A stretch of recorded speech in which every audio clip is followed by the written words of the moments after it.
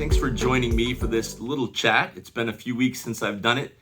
So for some of you, I feel like I haven't talked to you. If I don't see you on Sundays or Wednesdays or sometime during the week, I lose track, I lose connection, and I don't like that.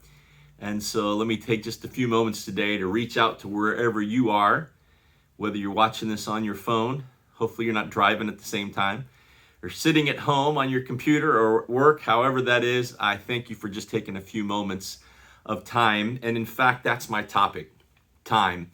Christmas time, we call it. Well, I was thinking about the time that is involved in Christmas. First of all, I was thinking of it spiritually. Secondly, I was thinking of it in relationship to our calendars, to our schedules. And then I put a little deeper thought to it. Let me just share with you a couple of those thoughts. I lost some time out of my work week this week, and it always makes it challenging to fit everything I need to into that week. Many of you know I had some medical procedures testing done on Monday, and that took more time than I thought it would. So I lost basically a good day of work there on Monday. Most of it spent in a waiting room, as many of you have shared that experience. And so time was a little bit pressing here throughout the course of this week.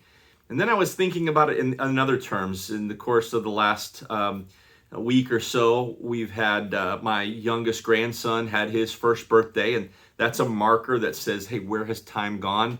His dad, our son Justin in Bangkok, had his birthday. In fact, it's today. And that one really is an eye-opener for parents, isn't it? When your adult children have another birthday. And I think, just the other day I posted a picture on Facebook of him sitting on my lap. And for some of us, we get that sense of odd relationship of time there, the relativity of time, not Einstein's relativity, but the relativity of that was just the other day. And then thinking on the other hand, that was so long ago. I was thinking last night as we went to Aaron's first upper school Christmas concert that he directed.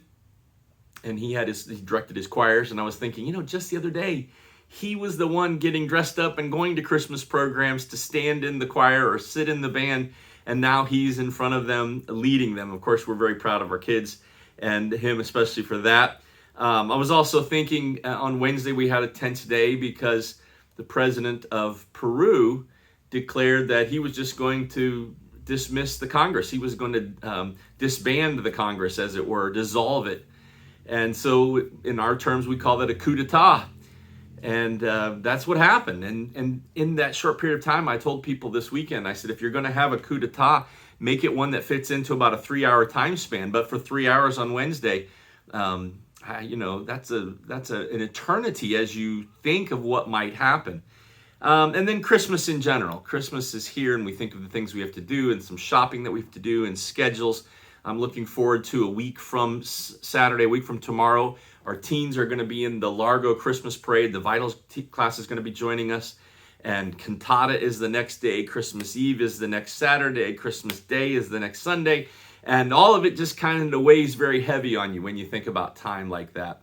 And I've kind of made it a purpose this year to enjoy some of the things. With all of the busyness involvement that we have, I sometimes lose track of it.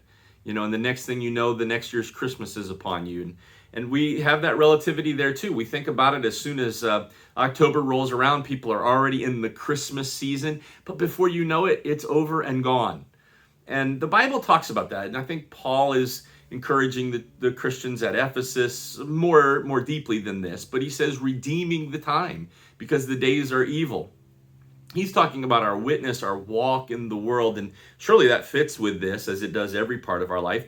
But I think of it in that terms of making sure I make those moments count, doing things with people and soaking in and absorbing some things. We had some time last week, and I just sat outside and looked. And at one point I had my headphones in and I was listening to music, and I thought, I'm missing out on just listening to nature around me. So I took them out.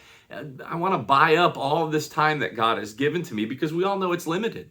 Then I began to think about the times of Christmas as we read about it in the Bible. On Sunday mornings at 10:30, we're going through those songs of last week Mary and this week Zechariah.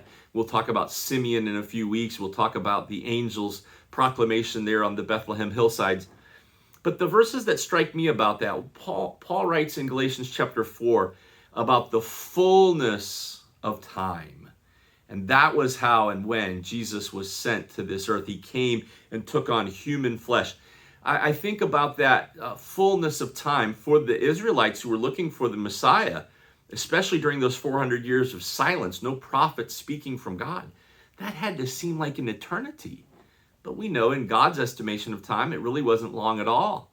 And in fact, it was in his perfect time that he sent his son to become our Savior. And so I think about that, the fullness of time. And then I think of another verse in Luke chapter 2, verse 6, how perfectly God had ordained the times of this. And so it was that while they were there, the days were accomplished that she should be delivered. I can imagine for Mary and for Joseph in those months of waiting, it must have seemed like an eternity. Many of us who have had children know something similar to that. But God had a perfect timing for it. And in that direct moment that he had ordained, the incarnation of Jesus Christ taking on human flesh here in our world for this purpose, so that he could live a sinless, perfect life and die on the cross to be our Savior. I want to encourage you to make much of that part of the incarnation account, to make much of why Jesus came, not just Christmas and all of its trappings. We hear this challenge every year, but make the most of each moment God gives us.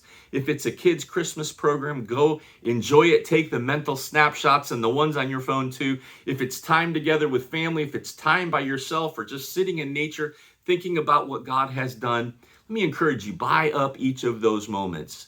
We only have a limited number of them. And I want to encourage you to think about the perfect timing that Jesus Christ came into this world to be our Savior.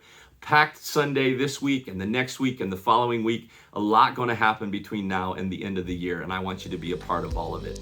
I hope to see you Sunday morning.